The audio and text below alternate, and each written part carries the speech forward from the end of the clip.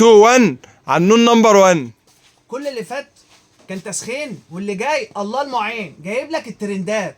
تابع محلات عنون وتابع صفحة محلات عنون عشان اللي جاي كله شغل ترندات وشغل الجملة وشغل الكميات وشغل الجديد.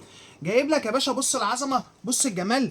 جايب لك بقى ايه بتاعة القارورة بتاعة المية اللي بتتحط عليها. بس يا بابا، بس يا بابا، جايب لك بتاعة القارورة بتاعة المية اللي بتتحط عليها بدل ما تشتري القارورة، وطبعا بتبقى تقيلة وحجمها تقيل وما بتعرفش تطلع بقى في البيت او تطلع بقى الشقة او تشتريها او تحطها على حاجة. بس يا بابا، بس يا بابا، تمام.